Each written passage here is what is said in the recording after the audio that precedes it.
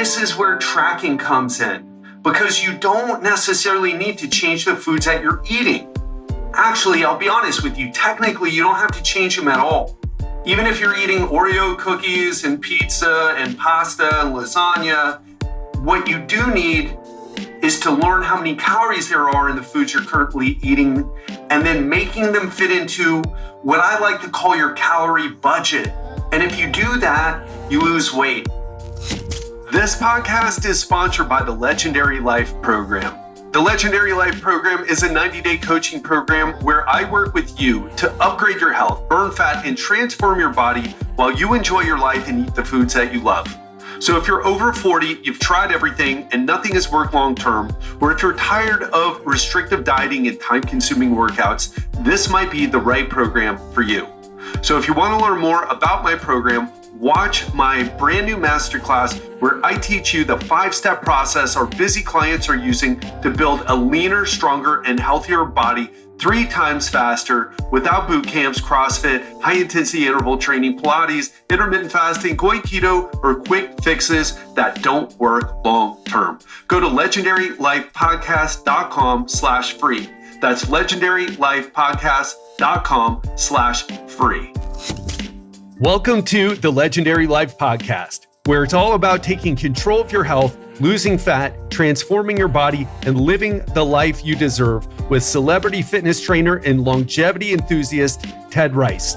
Now, back to the show. Welcome back to the podcast. Today is part 2 of how to track your food without becoming totally obsessive. Now, if you haven't listened to part 1 on last Monday, that's episode 477, you want to go and listen to that episode first, because I talk about how to approach food tracking properly, how to look at it properly, what are the proper expectations you should have, and how to get started if you're a complete beginner. So if you haven't heard part 1, I want you to go back to episode 477 and listen to that one first and follow what I give you to do there. And after you do that for a week or 2, then you're going to get on this episode and follow what I'm going to share today. Now, if you've already done a week of what you learned in episode 477 in part 1, welcome to today. We're going to take things up to the next level. Now, I want to be clear here. This is, how should I say this?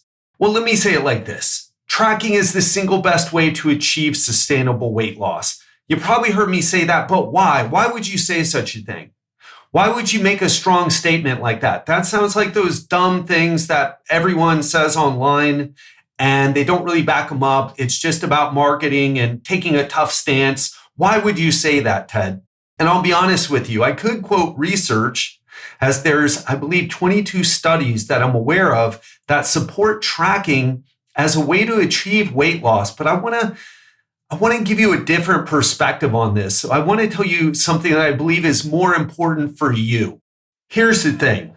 Most diets have you go from what you're currently doing to something completely different. In other words, let's say you're eating a lot of carbs and you're like, oh gosh, I want to lose weight. Let me do keto. So you have a natural inclination, a natural tendencies in terms of your food choices, right? And doing keto, let's say if you like carbs, I like to eat bread, I like to eat fruit. Oh, but I got to do keto because I got to lose weight. So you drastically change what you're doing. Now, this works, but the problem is it's hard for people to stick with. And look, I want to tell you something. I'm not against doing restrictive diets for a short period of time. The problem is most people can't stick with it. And there's even research on keto. Now, if you're a person who is a keto person, welcome. This will work for you too. It doesn't matter. And that's what I love about food tracking. There is no, sugar makes you fat or fat makes you fat or carbs make you fat. All of that dogma, all of that really, what is it? It's like nutrition as a religion, sort of cultish behavior and beliefs. It all goes away. And what you learn is that, you don't need to be that perfect with your diet to lose weight and get very lean. And you don't need to get on that yo-yo cycle or binge restrict cycle where if you resonate with this, where you're super strict, like I used to be super strict, I would not buy fruit because fruit had sugar, even though it was natural sugar and put with fiber and water, and it's actually very satiating, but still it had carbs in it, especially sugar. Sugar was a dirty word. I never bought fruit and I tried to avoid eating it. And then I would just go crazy after a while and I would have to binge on something. And if you've been down that road, this is where tracking comes in because you don't necessarily need to change the foods that you're eating.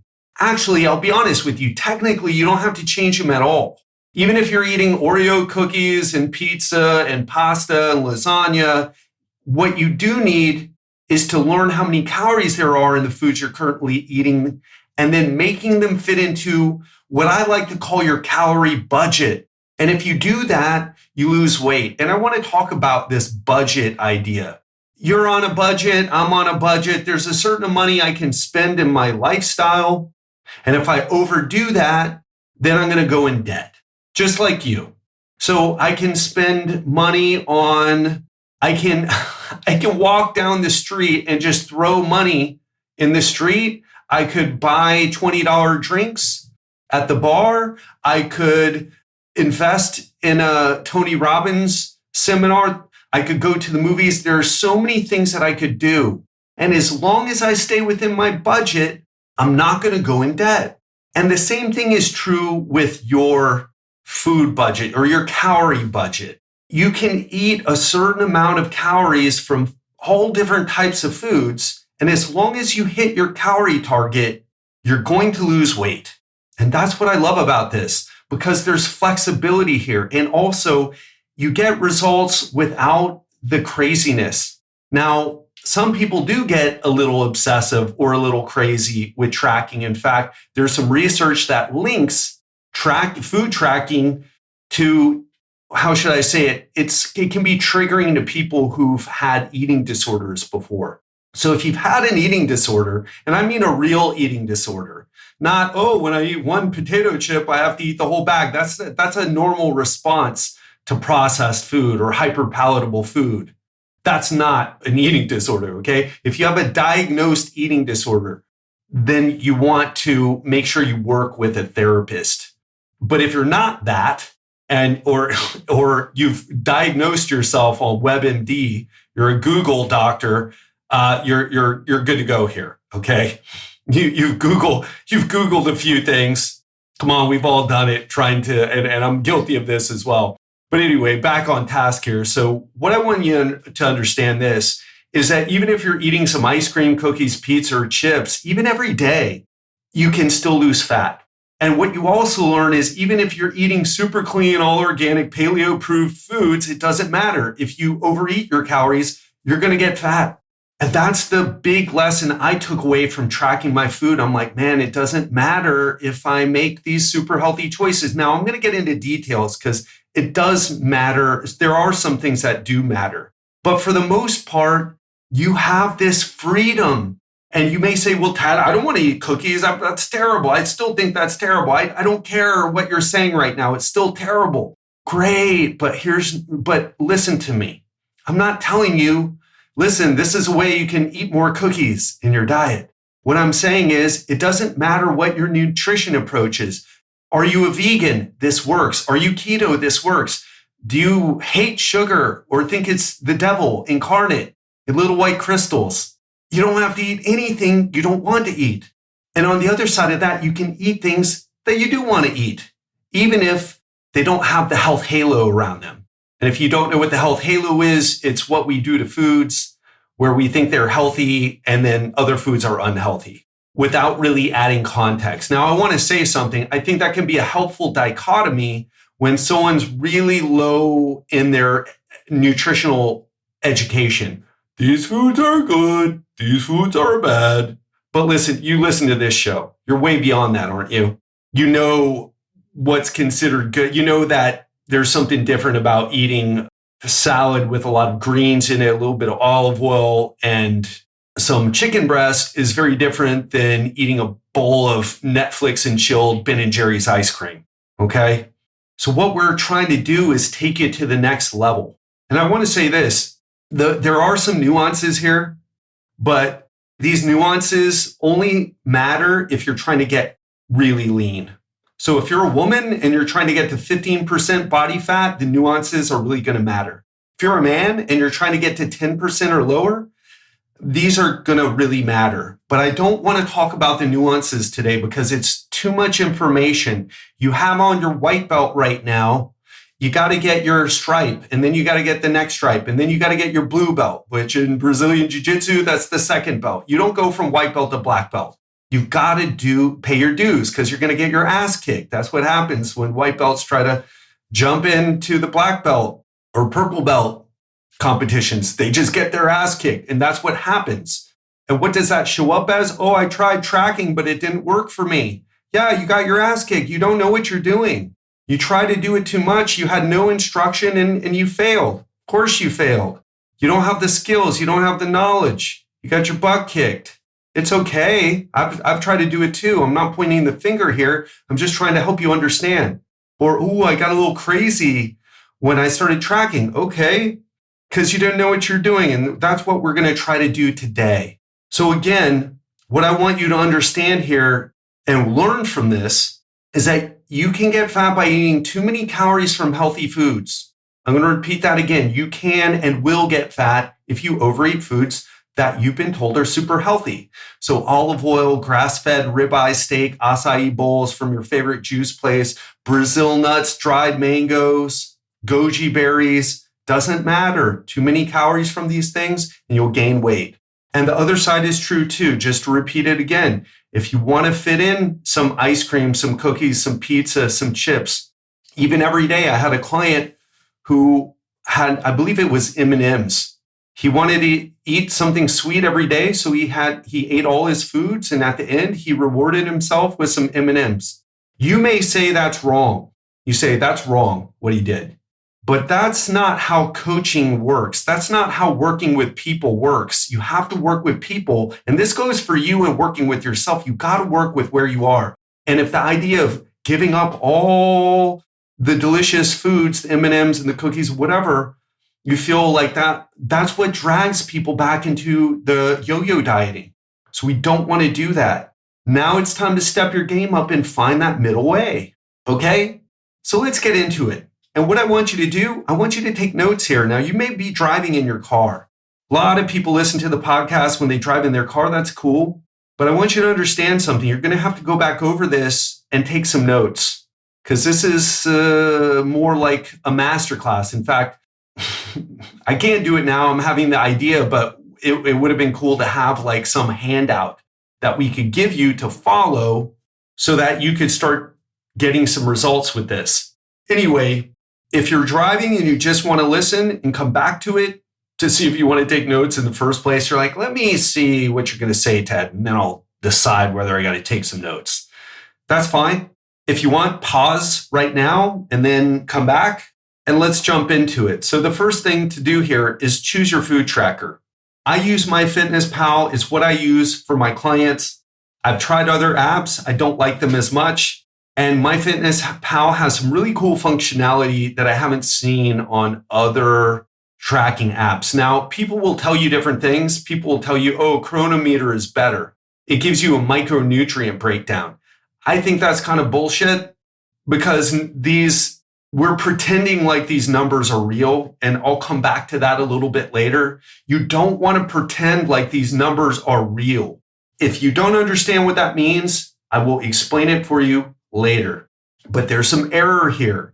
There's some estimation or better put guesstimation. Even by the food companies, they can be off 20%. So anyway, choose your food app. I use MyFitnessPal. There's also Chronometer. You could even use an old-fashioned pen and paper. What's important here is that you start one and use it. Personally, I hated MyFitnessPal when I first started. I shared that with you. But you're not going to like any of them when you first start. If you're like, I embrace tech, but I'm a little bit resistant to it sometimes.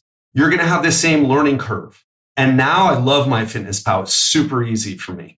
Choose one, stick with it. Number 2, when you're starting out, just track things. Ignore the amounts. Don't measure unless you've already been measuring and weighing. Just start tracking. Just start tracking. And this is different than what I shared before because now you're going to be tracking everything. Now you're going to be tracking the whole day. Not everything. I'm going to share with you later on some of the things that you should skip, some pro tips on that. But you're going to be tracking all the major sources of calories in your meals, is what I mean. So try to get the amount right, but don't focus on it too much.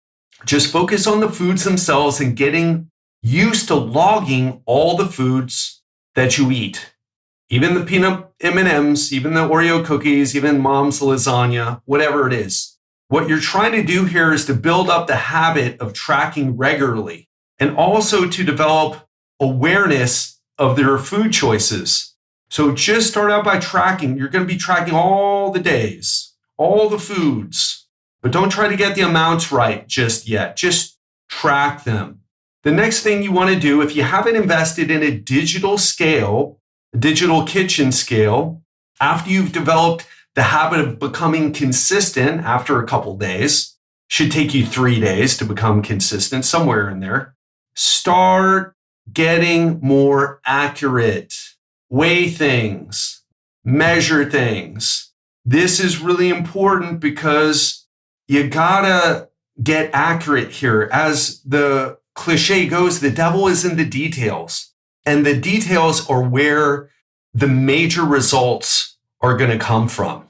The next one is have shortcuts. Really important, have shortcuts. I want to tell you exactly what I mean here, because if not, you can go crazy. For example, today I had a bowl of fruit and there was, 6 or 7 different fruits in there and just small amounts. So if I would have said, okay, well, there's 1.5 ounces of green apple, and then there's half a banana, and then there's half a cup of berries. Drive you nuts. So what do? Mixed fruit. Boom. Same thing with veggies, mixed veggies. I don't have time for, there's a 1/4 cup of mushrooms, half a cup of kale. Nobody has time for that. Have shortcuts.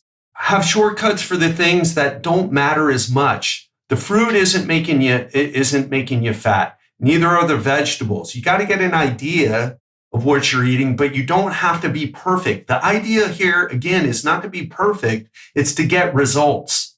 Another thing is only track things with calories. There's no need to track your black coffee. Now, in MyFitnessPal, there's other shortcuts. What I love about MyFitnessPal, and I think other apps probably do this too, but if you eat the same foods regularly, which most of us do, MyFitnessPal remembers them. So it's really easy just to go, boom, had the same thing for breakfast today as I did yesterday. It remembers it. You can also even create recipes. If you have a recipe that you eat regularly, you can create a recipe. I have all these classes, these videos, these tutorials rather, in my coaching program. You got to look them up on YouTube, no problem. But have some shortcuts. If you're spending more than 15 minutes doing this, occasionally you can go a little bit over if you're really trying to learn something and taking your knowledge deeper. But if you're spending more than 15 minutes regularly, you're overdoing it. You've got to come up with some shortcuts. I'll share one more thing with you. I ate at a buffet yesterday, delicious buffet, had ribeye, the type of buffet where they grill the steaks for you. And it was a brunch buffet, but they had ribeye steak and filet mignon, and they had bone marrow. So it's that type of buffet, right? Some great cheese. And so I ate a ton of food. I just ate for about 2 hours, had a bunch of coffees, actually just 2 coffees, mostly water. And I had several steaks. Now, they were small steaks, probably 3 or 4 ounces each. I ate about 2,000 calories. And what did I do? I ate such a disparate array of different foods. Again, what did I do? Did I try to look up everything? No. I have a technique. I teach my clients this. It's called the Chinese buffet technique. Why do I call it that?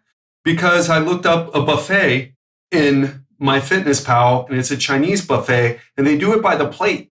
And so a plate's 1,000 calories. So I just kind of think, okay, well, how many plates have I had here? Well, about 2. Okay, 2,000 calories it is. Chinese buffet technique. Give it a try. Next one, get your spouse or family involved.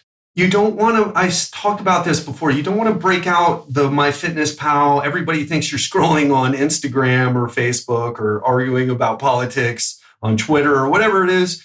Communicate with them, let them know. If your family doesn't understand what you're doing, they might get a little irritated with you, and then you're going to get discouraged. There's actually even a study that observed that supportive spouses help people lose more weight because they're supportive. They're in on it. You didn't need a study to tell you that. When people understand what you're doing and they have your back, it's going to go a lot smoother. Same thing with your children. Explain it to them. If they're like, Daddy, why are you weighing your food? That's weird. Yeah, it's weird because they've never seen anybody do it before. But then they see 70% of the population overweight or obese, and that's being nice, right? More than 70% of the population are over fat, but 70% of us are really in bad shape. They're seeing that. Explain it to them. Oh, well, listen, and don't be weird about it. Just say, well, listen, I want to be more it's like having a budget. Just tell them it's like having a budget. Mommy and Daddy spend a certain amount of money every month. And if we spend too much money, we go in debt, and that's not good. Unless you're using that to build your business, but that's a story for another time. But going into debt isn't good. And when you overeat food, you put on too much fat. Now, you don't have to look perfect, but it helps you. It's a way to be budgeting. It's a way to budget yourself. And also so you can eat all the delicious foods that you love, but to get an idea of how much you can eat without going over your budget. Explain it to them. Next one, log foods you've already eaten after the meal. What does that mean? Well, you want to graduate to anticipating and logging the foods you will eat once you understand your preferences and habits better. So don't wait. To get to that point, you want to get to the point where you're doing this right after. So if you eat, sit there 2 or 3 minutes, log everything. Have the shortcuts, but log everything right after the meal. And this last one, this is, and I'll be honest with you, I don't do this. This is advanced, and I want to tell you something. I'm able to get obnoxiously lean without doing this, but it's something that I'm sharing with you because some of my clients like to do it. They weigh their foods and log ahead of time. If they know they're eating the same breakfast the next day, they'll log that breakfast ahead of time and then just eat it. Same thing goes with lunch or dinner. Now, if that resonates with you, give it a try. For me, I'll tell you, it doesn't work. I'm chaotic. That's why I do really well with food tracking, because I'm not trying to be so perfect. I'm just trying to be good enough to get the results. So I'm just going to recap there. Number 1, choose your food tracker. My recommendation, MyFitnessPal. Number 2, when you're first starting out, take a break with the scale. Just get in the habit of tracking all the foods in every meal, including the snacks. Do your best. If you already know the amount, but don't try to overdo it, right? Just ignore the amounts unless it's super easy. Number 3, make sure you start weighing and measuring. Number 4, have those shortcuts. You've got to have some shortcuts, some go-tos. Number 5, get your spouse and children involved. You want to communicate to them what you're doing. You don't want to be weird and just start doing something different without explaining it. That's weird, okay? You want to explain what they're doing. You want to get them on board. They may want to do some things with you. It might be really cool. Number 6, log your foods right after you eat them. Don't wait till tomorrow. Don't wait till a few hours later and try to rely on your memory. Take a few minutes, even go to the bathroom, do it, sit on the toilet, I don't know. Find a way to make it happen. And then number 7, again, this is advanced and I don't even do this and I don't think you need to. I'm only sharing this because some of my clients you might find it helpful. So weigh and log ahead of time. If you know where you're going to eat, if you know what you're going to eat, why do it right after the meal when you can do it before? Now, again, I don't do it. I just log my meal right after. So there you have it, the 7 tips I have for you, but I have more because it's not just about this. I gave you how to do it, how to track. But what's also important here is how to make sure you're getting results. So number 1, weigh in weekly. Losing fat isn't about some magic number calculated from some equation you found online. You may be asking, well, you didn't give me any calories to hit. We're going to talk about that now. Weigh in. You may not have to adjust anything. Just start tracking, weigh yourself weekly. Is there a change after a week? Yes or no? If yes, then don't do anything. Don't manipulate your numbers.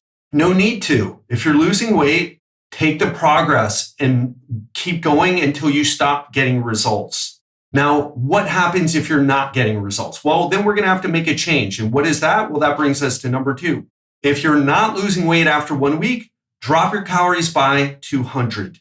So go into MyFitnessPal, go into your calorie goals, drop it by 200 with whatever you're doing, and then test that for a week.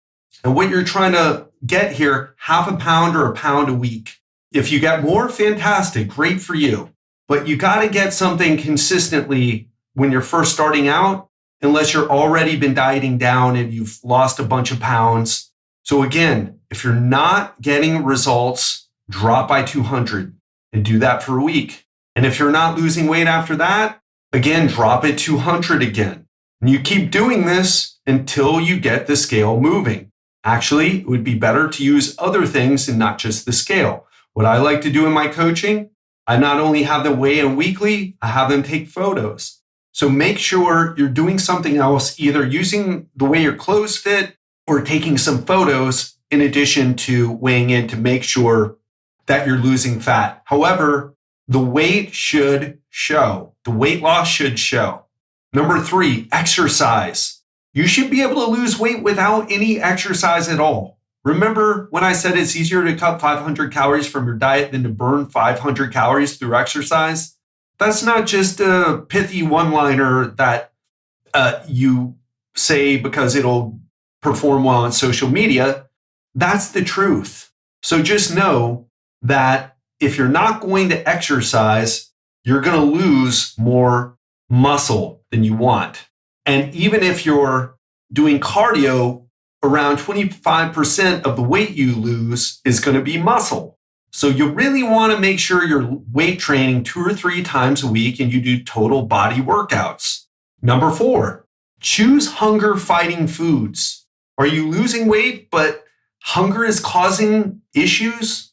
If that's the case, then we're going to need to adjust some of your food choices so that you're able to stay in the calorie deficit without turning into one of those people in a Snicker bars commercial. Here's what I want you to do. Google the satiety index, or DuckDuckGo if you're that type of person, the satiety index, and click on images. Find the version of it that's easiest for you to read and save it to your phone or desktop or both. And start looking at your meals. Review your breakfast, your lunch, your dinner, your snacks, and see how many of the foods from the satiety index are on your meals. Then now, the satiety index doesn't have every food on there, but it has a bunch of them. And you can start making sure, for example, boiled potatoes, maybe not super sexy and appetizing, but they can help with hunger. And if you're willing to have some boiled potatoes with dinner, you might be able to squeeze in something hyper palatable that usually triggers people to eat more, like ice cream for me, if you have a boiled potato for dinner. I'm not saying you should do this. I'm saying that's an example, and that's an example from my life. So look up that satiety index and start using the higher satiety foods and look to see if you're eating some of the low satiety foods. And then now you understand, because most people think, oh, I'm hungry, that means I need food. No, you don't. If you got a gut, you don't need food. Not from a survival perspective. You may need it for your energy levels, and so you don't get irritable and snap at everybody, but you ain't gonna die. Not for weeks. You could go weeks without food. Not healthy for you, I'm just saying. It's not necessary. But why are we hungry? Why are overweight people and obese people hungry? Doesn't make any sense, except, well, I'm not going to go into the brain signaling of hunger, but just know that if you're trying to get full eating potato chips and ice cream, that's not going to work very well because it signals to our brain to eat more. They're hyperpalatable foods. And some of us are going to be more susceptible to hyperpalatable foods than others. And some of us are going to be more susceptible to certain foods than others. For example, croissants score really low on satiety, but I had a croissant today. I don't feel like I need another croissant. But if you give me ice cream, or if you give me a bag of cashews, I don't care if that bag of cashews is 3 ounces or 5 ounces or however many ounces, the whole thing is probably going to disappear in one day. And if it's a really big bag, then I'll give it a day and a half. So some foods, even if they're not hyperpalatable like nuts, they have very low satiety. And you want to personalize this. Again, I don't have problems with croissants, even though that's the food that rated the lowest in satiety, but ice cream's a real problem for me. So you want to individualize this as well. And the last thing I'll say about this is hire help if you're struggling with this. I had a client sign up with me recently. Shout out to you, Gregorio. Man, this guy's crushing it. He's lost 6 pounds in less than 2 weeks. Some of that's water, but let me tell you, his scale, that weight on the scale ain't going to go back up. He's going to be such a rock star. He's super fired up too. Oh, this guy's going to make such an impressive transformation.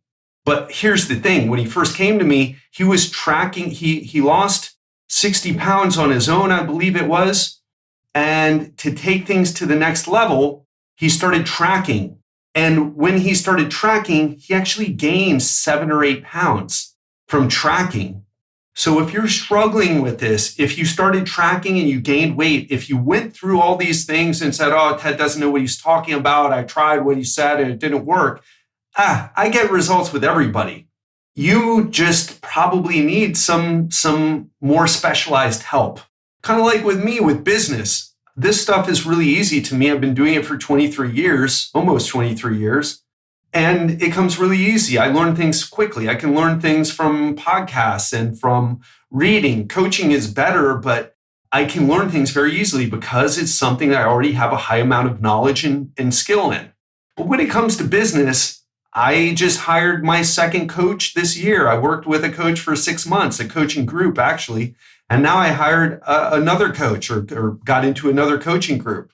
They helped me with my business. I'm kind of slow learning business stuff. I mean, that's just me. And if you feel like, if you relate to the way I'm talking about business, if that resonates with you with the way that you're struggling with your weight, with getting in shape, with losing fat, with looking and feeling your best, hire help. It's that easy. All it takes is money. Of course, you got to show up and you got to do the work. But if you're motivated, and you're doing well financially, if you're financially stable, it's the easiest way to get results. It's so easy when you work with someone. Like Gregorio, he went from gaining weight on tracking to boom. He lost all that weight that he put on, almost all of it. He gained, I guess, 7 pounds from tracking. And he's going to make a massive transformation. It's going to be amazing. I can't wait. If you want that type of results, just find someone and pay them.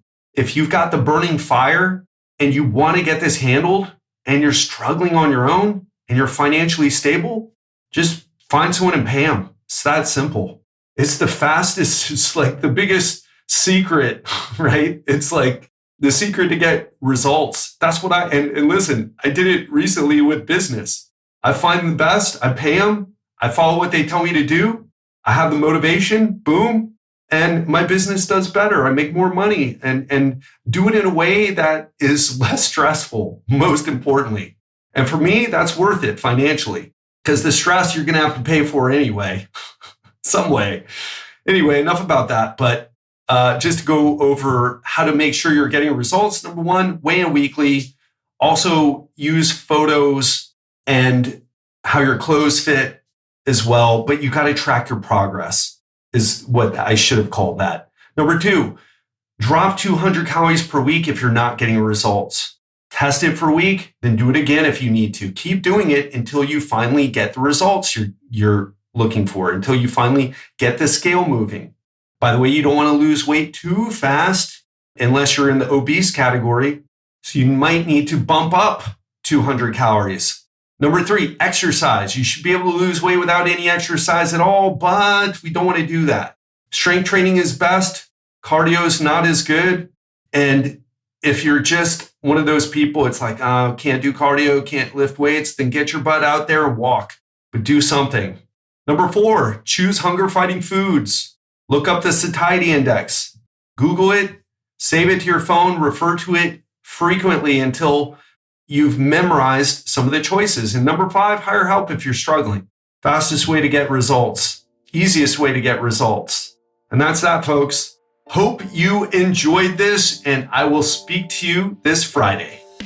So this Friday, we're going to be talking about something really important. We're going to be talking about why it's not your fault that you struggle to lose fat, or that you're fat to begin with, that you're overweight or obese and really struggling with this area of your life.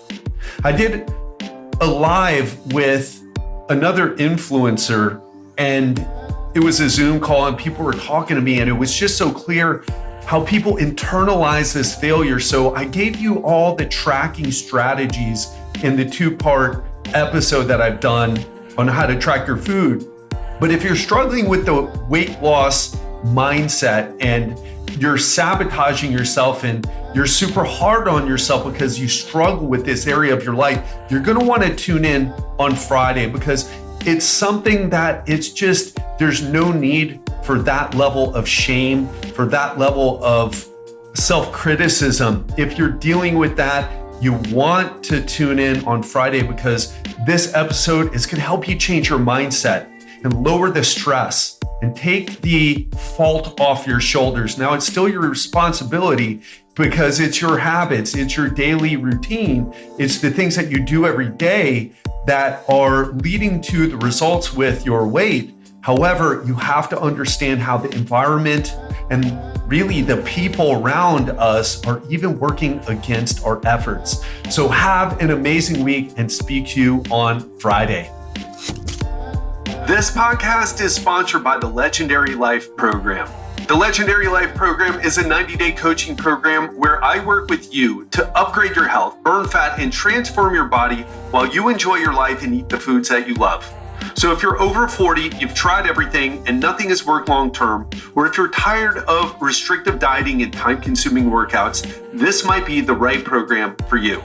So if you want to learn more about my program, watch my brand new masterclass where I teach you the 5-step process our busy clients are using to build a leaner, stronger, and healthier body 3 times faster without boot camps, CrossFit, high-intensity interval training, Pilates, intermittent fasting, going keto, or quick fixes that don't work long-term. Go to legendarylifepodcast.com/free.